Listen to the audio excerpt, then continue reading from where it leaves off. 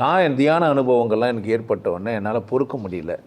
கடவுள் இப்படி இருக்குது, மக்கள் இப்படி இருக்கிறாங்க, வாழலன்ட்டு. கடவுள் மேலே ஏற்பட்ட, என் மேலே ஏற்பட்ட, இல்லை உண்மையிலேயே இந்த உலகத்தின் மீது ஏற்பட்ட நன்றி உணர்வு இது. அதனால் அதை பிரித்து போட்டு வச்சுருப்பேன். அதில் தியானம் இருக்கும், ஒரு 8 8ஆக பிரிச்சுக்கினேன். உரைநடையாக ஒரு 8, கவிதையாக 8.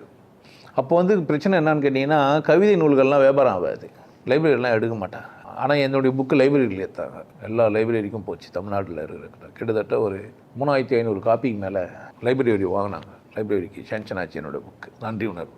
பெரிய லாபம்லாம் இல்லை, ஆனால் எல்லாருக்கும் போச்சு. என்னுடைய வளர்ச்சிக்கு முதல் காரணம் அதுதான். நிறைய லைப்ரரியில் போய் அங்கேருந்து எனக்கு நிறைய பேர் ஃபோன் பண்ணி, நான் தான் அப்போல்லாம் ஃபோன் பண்ணி பேசினேன். இப்போ லைப்ரரிக்கெலாம் நான் கொடுக்கல எந்த புக்கையுமே. அந்த ஒரு புக்கு தான் கொடுத்தேன், அல்மா நிறுத்தி வச்சுக்கிறேன். காரணம் காலம்லாம் பெருசு இல்லை, அது சிறப்பாக இருக்கலாம், சிறப்பாக இல்லை, அது உங்கள் பிரச்சனை. பட் ஒரு அந்த புக்கை பச்சார்னா நன்றி உணர்வுக்கு ஆட்படுவார். கட்டாயமாக அவருக்கு நன்றி உணர்வு புரியும். நிறைய சூட்சமங்களெல்லாம் அது உள்ளே வச்சுருப்பேன். நீங்கள் அது ஒரு முறை படித்து தூக்கி போட்டுற முடியாது, பல முறை படித்தா தான் அது புரியும்.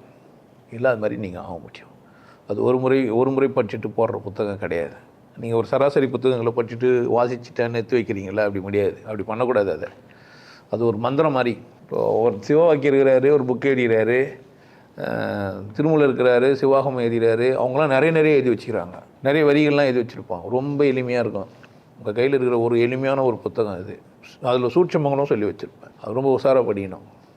கிட்டத்தட்ட ஒரு 1000 முறை படிக்கலாம். நீங்கள் டெய்லியும் படிக்கிறது ஒரு பழக்கமாகவே வச்சுக்கலாம். அதை நன்றி உணர்வை டெய்லியுமே படிக்கலாம், டெய்லியுமே படிக்கலாம். அந்த மாதிரி தான் அது எழுதிக்கிறாங்க. இது என் புத்தகன்றதுக்காக நான் சொல்கிறேன்ல, நான் கூட சமயத்தில் எடுத்து படிப்பேன், நான் படிப்பேன்.